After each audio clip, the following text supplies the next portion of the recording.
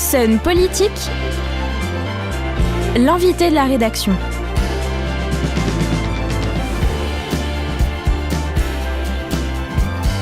Et on se projette vers l'élection présidentielle dans ce Sun politique. Focus sur la primaire.org, une initiative citoyenne pour présenter un candidat qui ne soit pas issu d'un parti politique à la présidentielle. Et notre invité est l'un des fondateurs de la primaire.org. Bonjour David Guèze. Bonjour Cécile. Je dis l'un des fondateurs car c'est une co-création avec Thibaut Favre. Lui est ingénieur, vous êtes avocat, spécialisé en droit des sociétés à Paris, si je ne dis pas de bêtises. Droit des affaires, oui. Droit des affaires. Expliquez-nous rapidement ce qui vous a amené à monter justement la primaire.org.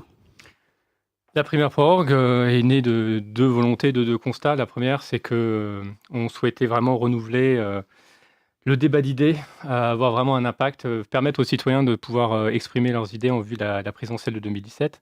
Et la deuxième chose, c'est qu'on trouvait que le personnel politique, pour la plupart, était assez déconnecté des réalités et qui ne se renouvelait pas assez. Donc on s'est dit comment faire émerger des nouvelles personnes, des nouvelles idées, simplement, en bienveillance, sans bain de sang.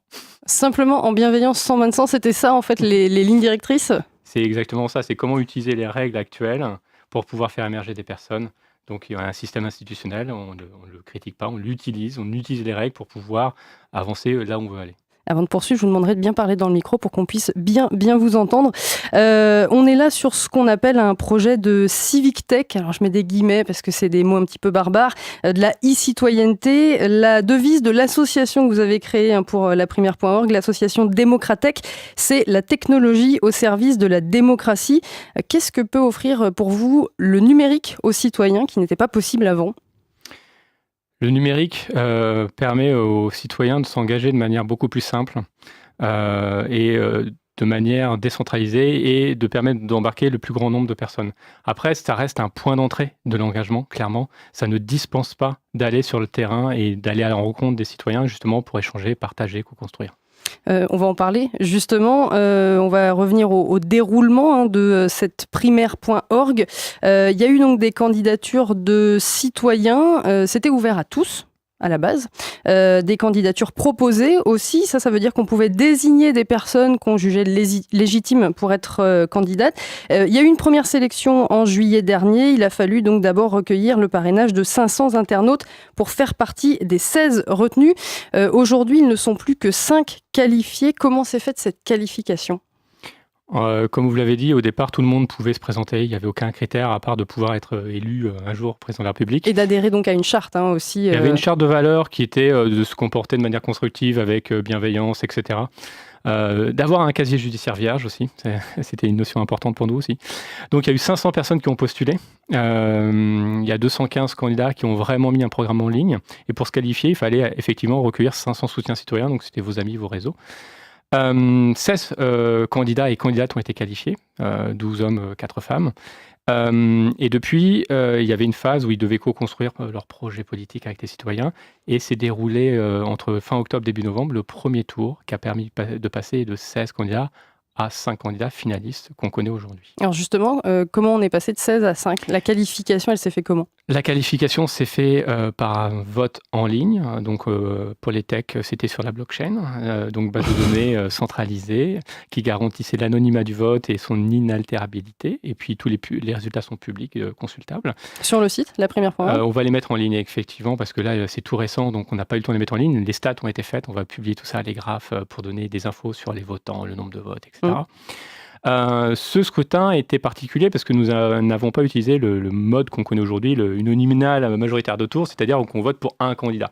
Là, on permettait aux gens d'évaluer les candidats, chacun des candidats qui leur a été présenté. On utilise ce qu'on appelle le jugement majoritaire, qui est un mode de scrutin inventé par 2 chercheurs français, des mathématiciens. Oui, c'est ça, c'est des maths en fait. C'est des maths. Et donc, chaque candidat, vous lui attribuez une mention. Très bien, bien, assez bien, passable, insuffisant. Donc c'est un vote d'intensité qui est beaucoup plus précis et c'est un mode de scrutin qui est reconnu par la plupart des chercheurs, y compris des prix Nobel, comme celui le plus proche de la volonté des électeurs. Donc c'est un vote d'intensité qui retransmet vraiment l'avis que vous avez fin sur un candidat. Et la deuxième particularité du vote, c'est au-delà d'utiliser le jugement majoritaire, c'est qu'on faisait des lots de candidats. C'est-à-dire qu'il y avait 12 candidats en lice. Vous ne pouviez pas voter sur les 12. On faisait des lots de 5 totalement aléatoires. Pourquoi on a fait des lots de 5 et aléatoire, c'était pour plusieurs raisons. Casser l'effet réseau, casser la notoriété, éviter la triche, éviter les comportements qui auraient pu consister à mettre très bien mon candidat et insuffisant à tous les autres.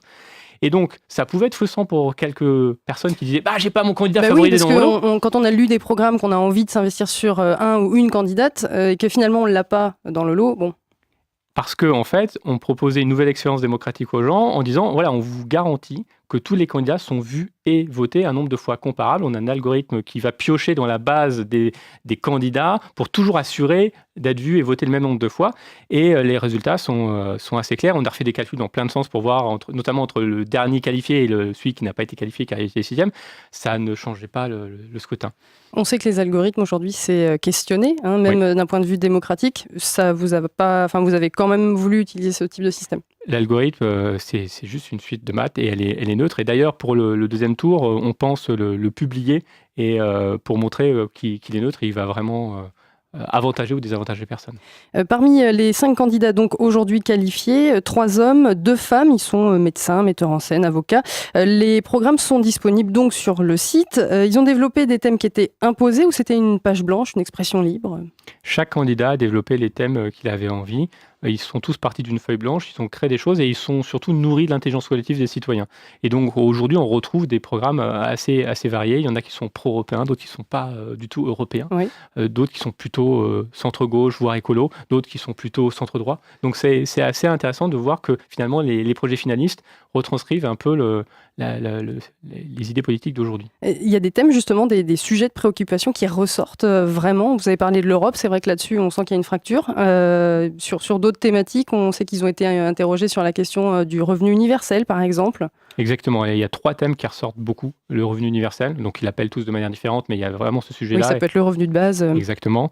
Il y a l'Europe, la santé et l'éducation, qui sont vraiment les 3 thématiques centrales de ces programmes-là. Et donc les programmes, vous le disiez, entre la phase où ils étaient 16 candidats et la phase où ils sont maintenant 5, il y a eu une collaboration, il y a eu des rencontres, ça s'est co-construit vraiment ?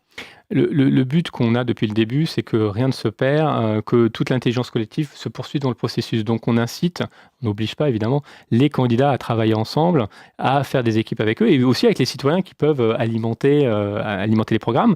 Et là, pour exemple, là, il n'y a que 5 candidats qui ont été qualifiés.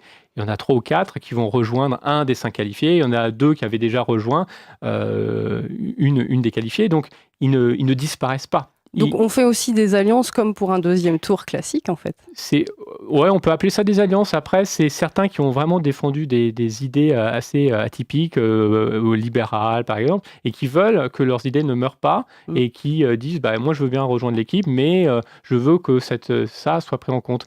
Et l'idée, c'est quand même, ils sont tous partis avec un programme, une feuille blanche où il y avait des trous dans leur programme. Et l'idée, c'est de les aider à compléter ce programme, parce que pour se présenter à la présidentielle face aux candidats des partis politiques, il faut un programme crédible. Là, vous êtes dans la phase des cafés débats avec les 5 finalistes, donc encore en course.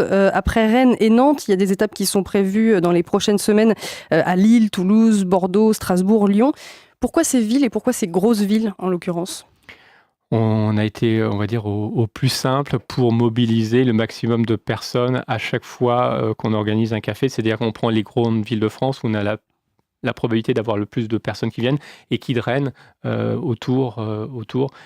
Par exemple, Rennes, il y avait beaucoup de gens qui étaient venus à même quasiment 100 km de Rennes qui sont venus au café. Pareil qu'on avait été à Bordeaux l'année dernière, il y avait des gens qui étaient venus du Lot-et-Garonne juste pour venir. Oui, donc c'est pas un obstacle. Non, c'est pas un obstacle. Maintenant, l'année dernière, on avait entre 100 et 150 personnes qui venaient. Donc, on espère être sur la même tendance cette année, voire plus. Vous parlez de mobilisation. Aujourd'hui, il y a un peu plus de 85 000 personnes qui sont inscrites sur laprimaire.org, selon le site. L'objectif était d'atteindre 100 000. C'est le chiffre qui avait été annoncé à la base. En dessous de cette barre, qu'est-ce que vous ferez ? Alors déjà, on pense qu'on va atteindre les 100 000. Il nous reste un mois et demi pour les atteindre. On se posera la question, mais nous, le postulat de base, c'était de dire on ne fait pas la primaire si on n'a pas 100 000 inscrits. Parce que ça n'aurait pas de sens pour vous ? Ça n'aurait pas de sens. Et puis, c'était un chiffre symbolique qu'on a fixé il y a un an. On s'est dit, voilà, on veut 100 000 inscrits au moment du vote final qui se tiendra en décembre. Donc, on fait tout pour les obtenir. et on est confiant pour les avoir. Donc la suite, vous avez commencé à l'aborder, c'est la désignation d'un ou d'une candidate pour la présidentielle au mois de décembre. Et donc ensuite, on rentre dans le processus de l'élection présidentielle classique. Il faudra créer un parti politique, récolter les 500 signatures d'élus locaux ou nationaux. Ce travail-là, on imagine qu'il est déjà en cours. Donc le parti, oui, il est déjà créé. Il faudra juste créer l'association de financement du candidat, mais on ne peut pas la créer pour l'instant parce qu'on ne le connaît pas. On organisera une campagne de financement participative pour financer le candidat et dans les règles imposées par la commission des financements des partis politiques. Et pour les parrainages, en fait, on a déjà commencé ce travail depuis mai-juin de cette année, en allant au Salon des maires. Là, il y a quelques jours, nous étions au Salon des femmes élues pour sensibiliser les grands électeurs au parrainage d'une initiative telle que la Primaire.org. L'idée, c'est de dire, voilà, est-ce que vous trouvez que cette initiative a du sens? Si c'est le cas, laissez-nous vos coordonnées, on vous recontactera le jour où on connaîtra celui ou celle qui sortira de ça, parce qu'évidemment, il faut qu'ils soient conformes à leurs valeurs. Et nous allons nous adresser essentiellement aux maires des petites communes. Donc, quand je dis petites communes, c'est celles qui ont 300, 400, 500 habitants. On parle de 18 000 communes en France, donc c'est énorme. La plupart des maires de ces communes ne sont pas encartés, ou alors ils sont multi-étiquettes, enfin je parle du conseil municipal. Et la dernière chose que veulent les administrés de ces communes, c'est que leur maire donne le parrainage à un candidat d'un grand parti. Et donc au Salon des maires, on avait une trentaine de parrainages déjà, enfin de promesses de parrainage. Au Salon des femmes élues, à peu près la même chose.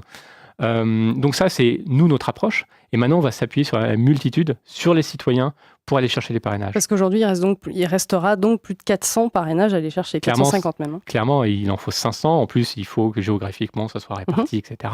Donc c'est une tâche très difficile. On ne dit absolument pas que ça va être facile. On est plutôt confiant parce qu'on pense que l'initiative a du sens et que ça parle aux maires avec les recours de tour qu'on a. Surtout, il y a des maires très influents qui n'ont pas encore déclaré officiellement qu'ils nous parrainaient parce qu'ils attendent le candidat. Mais dès que, par exemple, ces maires très influents vont dire qu'ils parrainent, je pense que ça va faire effet boule de neige aussi. Une dernière question, David Guèze. Qu'est-ce que vous y gagnez, vous, à la fin ? À titre personnel, la satisfaction d'avoir essayé de changer la donne pour 2017 parce qu'on nous promet un mur depuis 2 ans, un non-choix. Et je ne souhaitais pas avoir ce non-choix, je voulais aller voter par conviction. Merci beaucoup David Guèze d'avoir été notre invité dans ce Sun Politique, enregistré mercredi 9 novembre, à retrouver en vidéo et en podcast sur nos plateformes numériques.